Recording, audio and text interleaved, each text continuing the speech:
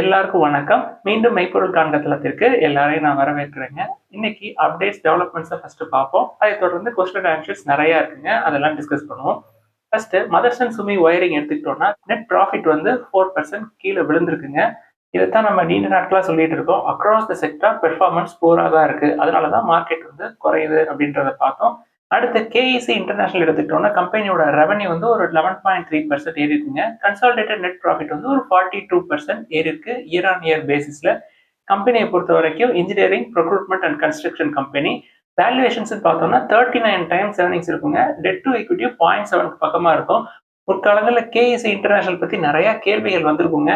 அதனாலதான் இதை பத்தி இன்னைக்கு டிஸ்கஸ் பண்றோம். கன்சிடரபிள் ரேஞ்சில் இருக்காது, ஓவர் வேல்யூ தான். அடுத்த டிசிஎஸ் லே ஆஃப் பத்தி நேற்று பேசியிருந்தோம் இல்லையா? கம்பெனியோட சீஃப் கீர்த்திவாசன் அவர்கள் என்ன சொல்றாங்க, இந்த லே ஆஃப் என்ன காரணமா இருக்கும் அப்படின்னா ஸ்கில் மிஸ்மேட்ச் தான் காரணமா இருக்கும். மற்றபடி ஆர்டிபிஷியல் இன்டெலிஜென்ஸையோ இல்ல ஆட்டோமேஷனோ வந்து இந்த லே ஆஃப்க்கு காரணமா இருக்காது அப்படின்னு சொல்றாங்க. இப்போதைக்கு ஸ்கில் மிஸ்மேட்ச் அப்படின்னு சொல்லிட்டு லே ஆஃப் ஒரு 12,000 இருக்கு அப்படின்னு வச்சுக்கோங்களேன். ஃபியூச்சர்ல ஏஐ ஆட்டோமேஷன் அப்படின்றதுனால இன்னுமே வேலை போறதுக்கான வாய்ப்புகள் நிறைய இருக்குங்க. கம்பெனியை பொறுத்த வரைக்கும் ஷேர் ஹோல்டர்ஸ்க்கு பதில் சொல்லி ஆகணும். இயர் ஆன் இயர் ப்ராஃபிட்டபிலிட்டி காட்டணும். ப்ராஃபிட்டபிலிட்டி காட்டுறதுக்கு என்ன பண்ணணும்? ரெவன்யூ க்ரோத்தை பூஸ்டப் பண்ணணும். அது இல்லை, எக்கனாமில ரெவன்யூ க்ரோத் காட்ட முடியல அப்படின்னா செலவுகளை குறைக்கணும். செலவுகளை குறைக்கிறதுக்கு ரொம்ப எளிமையான வழி லே ஆஃப் தான்.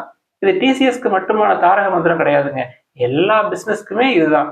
அடுத்த சர்வதேச சந்தைன்னு எடுத்துக்கிட்டோம்னா அமெரிக்க சந்தை நேற்று மிக்ஸ்டா தாங்க இருந்தது. நாஸ்டாக் வந்து ஒரு 70 பாயிண்ட் அப்பு, டவ் ஜோன்ஸ் வந்து ஒரு 60 பாயிண்ட் டவுனு, S&P 500 பிளாட்டா தான் இருந்தது.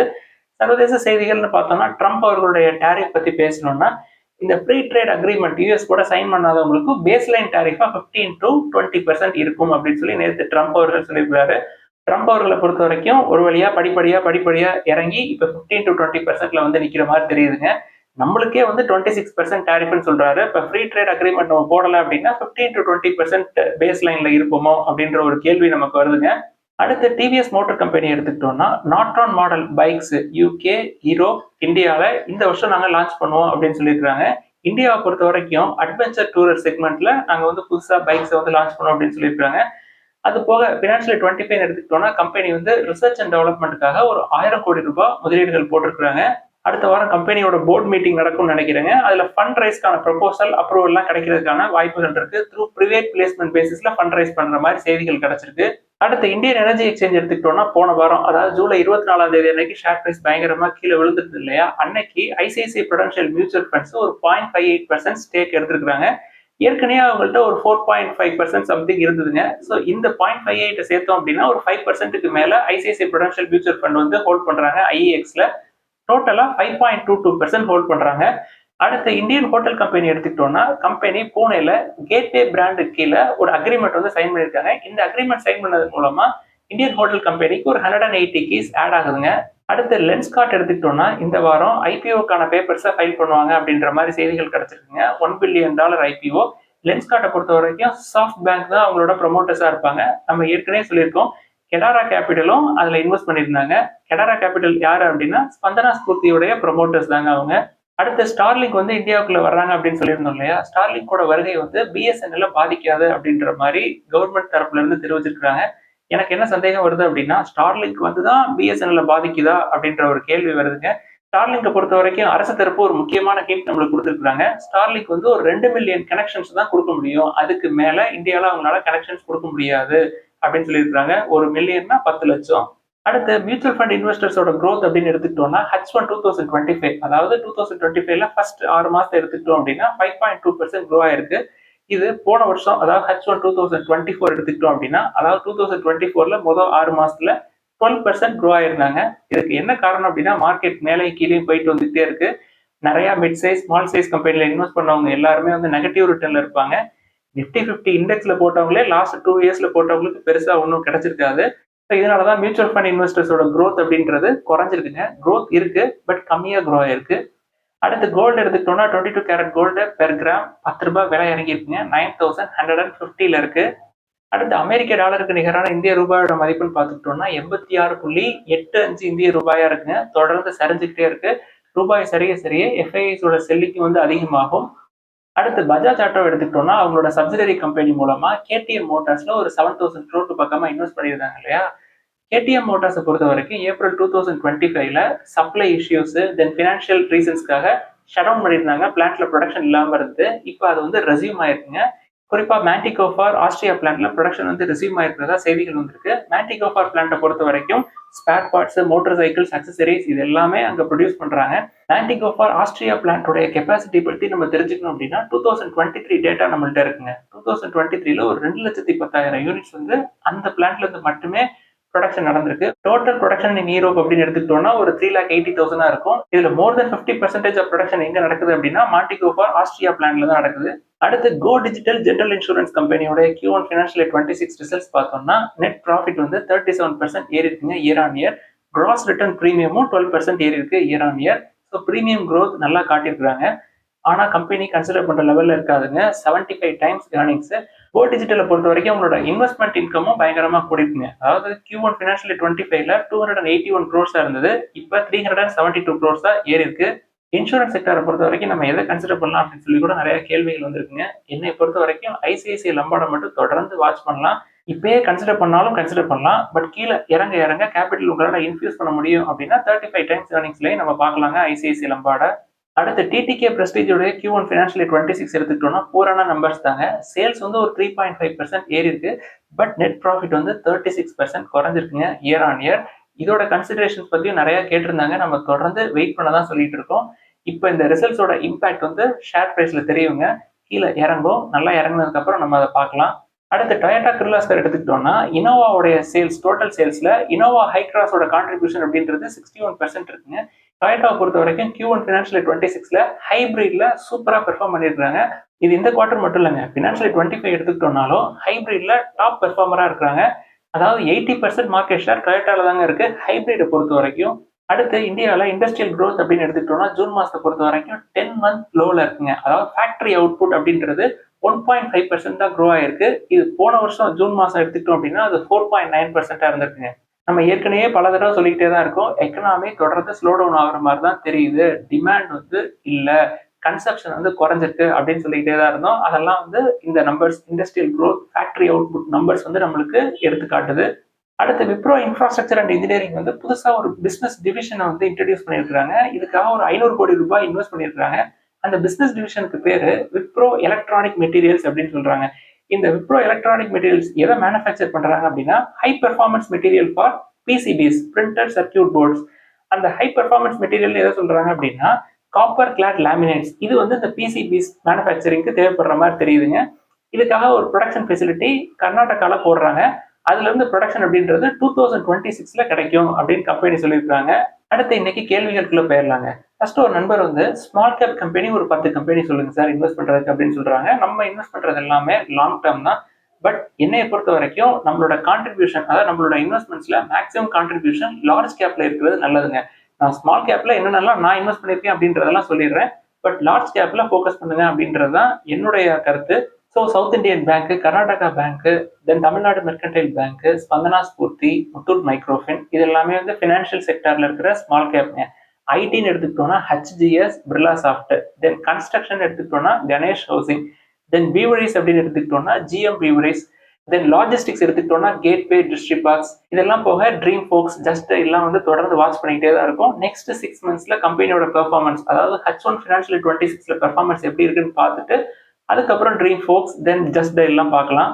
அடுத்து ஒரு நண்பர் வந்து ஆம்ஸ்டர்டாம் ஹெல்த் அப்படின்னு நிறுவனங்களை பத்தி கேட்டிருக்காங்க. அதாவது ஹாஸ்பிட்டல்ஸ், கிளினிக்ஸ், தென் ரீட்டைல் ஃபார்மசி இதான் அவங்களோட பிசினஸ். நான் என்னோட வியூவை சொல்லிடுறேங்க. ஏற்கனவே அப்போலோ ஹாஸ்பிட்டல்ஸ் பத்தி கேட்டவங்களுக்கு என்ன சொன்னேனோ அதே தான் சொல்றேன். நான் எப்பொழுதுமே ஃபார்மா பிசினஸ் மட்டும்தான் கன்சிடர் பண்றது. ஹெல்த் கேர்னு தனியாக ஃபோக்கஸ் பண்றது இல்லை. அதுல நிறைய ஃபீட்பேக்ஸ், பாசிட்டிவ்ஸ், நெகட்டிவ்ஸ் அவங்களோட சர்வீசஸை பொறுத்து மாறுங்க.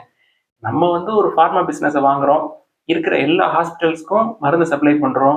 யூகே, யூஎஸ், யூரோப் அப்படின்னு சொல்லி அனுப்புறோம் மருந்தை. அங்கிருந்து டாலர்ஸ், யூரோஸ்ன்னு உள்ள வரும். இதுதான் எனக்கு பெஸ்டா தோணுதுங்க. இதை நீங்க கொஞ்சம் யோசிச்சு பாருங்க. அடுத்து மனக்சியா லிமிடெட் அப்படின்ற நிறுவனத்தை பத்தி கேட்டிருக்காங்க. கம்பெனி வந்து ஒரு ஹோல்டிங் கம்பெனி மாதிரி தெரியுதுங்க. நல்ல வேல்யூவேஷன்ல தான் இருக்கு. Debt to equity 0.05, price to book 1 கீழே தான் இருக்கு. பிஇ வந்து 9 டைம்ஸ் இருக்கு.